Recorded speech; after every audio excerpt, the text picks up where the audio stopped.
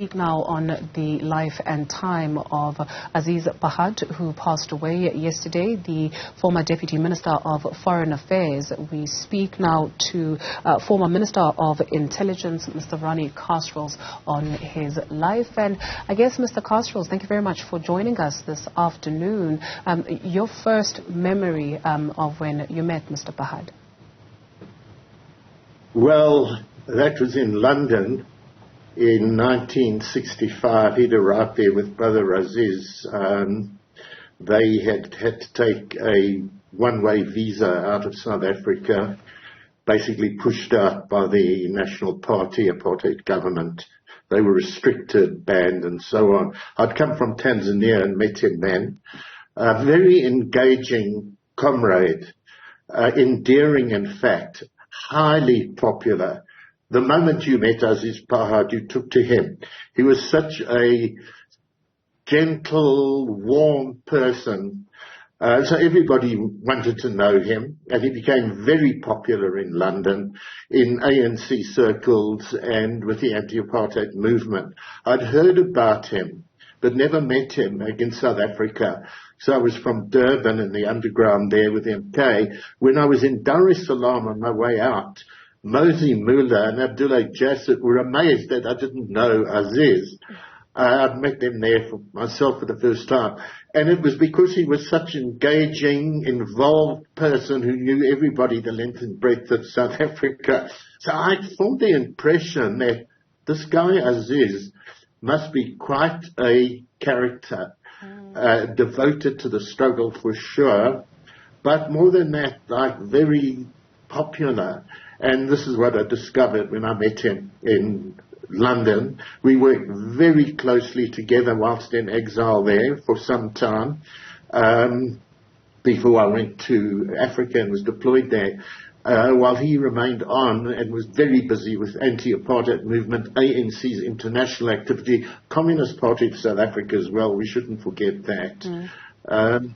So in the underground there, I discovered that this gentle, smiling comrade was very, very determined, willing to take risks. We were developing devices for propaganda in South Africa, which involved leaflet bombs, very innocent in relation to being harmless, kind of like fireworks. Using rockets which went up into the air and they blew out with leaflets coming to the ground. And we experimented on one of the Hampstead Heath. And this rocket was lopsided, changed course, and came straight for Aziz and myself. We clung onto each other and dashed behind a tree, and it exploded on the tree. We were both pretty shaken and rushed off to a local pub, Lick House, that's a bar, to knock down a couple of stiff whiskies. I know his Muslim background, same as Islam. They're very respectful to their culture and their community, who loved and adored them, and they did so much for the community in the Indian Youth Congress, but they were ANC through and through, and they weren't believers. So as with Dr. Yusuf Dadoo, chairman of the Communist Party, they did have a tipple now and again. No due respect to the Islamic community. Indeed. When you speak of his popularity, and I can see you come alive as you speak of him, what else made him popular, especially his politics? What were his politics? Well, look, his politics were ANC through and through, Congress Alliance, Communist Party, like Brother Isop. They were so close, joined at the hip, actually. And they came from this family, Indian Congress family, a mother and father totally involved, the mother Amina and the father Gula. And the mother was in prison many times with the Defiance campaign, and the likes of Mandela and Sisulu, Kathrada, Joe Modisi and others were constantly at their home. So as kids they grew up almost imbibing Congress politics, ANC politics, with the mother's milk. They were totally devoted to the ANC. So the politics central to it was the fact of the discriminatory aspect and the colonialist conquest of black South Africans and the other communities who were not white. And they saw, as much as they started off mobilizing within the Indian community, that it was the indigenous African people of our country led by the ANC, and they were firm about that it had the right politics based on the Freedom Charter. And that was what impelled them to a tremendous degree. In relation to the Communist Party, the class aspect, the national aspect, they believed in the struggle to overthrow racism. I say they, thinking of Isaac, who died a few months ago, but Aziz, the younger brother, by a year. And it was, in the first place, the liberation of the African people of our country. But within that, they did everything to involve the Indian community, the coloured mixed race community, and even democratic whites, small grouping. It became involved in that way. And this was something that ran like a golden thread through Aziz's life, that the ANC and the Freedom Charter was their vision. This was the hope, and this is what he was committed to. He, of course, in relation to the ANC and the Freedom Charter, believed that we needed, from the overthrow of apartheid, to advance in terms of what we call the national democratic revolution, to ensure the equality of our people, to ensure that the whole colonial and apartheid legacy was overcome, and the words of Mandela, to serve the people and the poorest of the poor. And this was his absolute life's work and dedication, to see a society of equality, of rights and opportunities, where the socio-economic factors would become paramount. And he served that with absolute devotion and threw all his energy into that, with his wonderful verve and humor, which endeared him to people internationally and in South Africa, which is how he became so popular. So the politics and the human being, the mind and the heart, which a clear mind and a warm heart and great verbal articulation is what was Aziz. But we emphasize that persona, which was a very endearing, soft, compassionate composure. In that what drew people to him, because they felt he was such a warm human being. So these things go together, and that's what makes a true freedom fighter, a revolutionary who wants to change the world, who wants to change his country or her country and continent. He's a great Africanist, for the good of the people, that you serve the people, not yourself for your own self-enrichment. Yeah. These were the driving elements of Aziz Pahad. Okay. With that context, Mr. Kasrils, before we let you go, were you in regular contact with him recently? And when you speak of the National Democratic Revolution being the ANC, and you speak of his belief in equality, rights and opportunities, was he concerned with the direction the National Democratic Revolution was taking in realizing equality, rights and opportunities,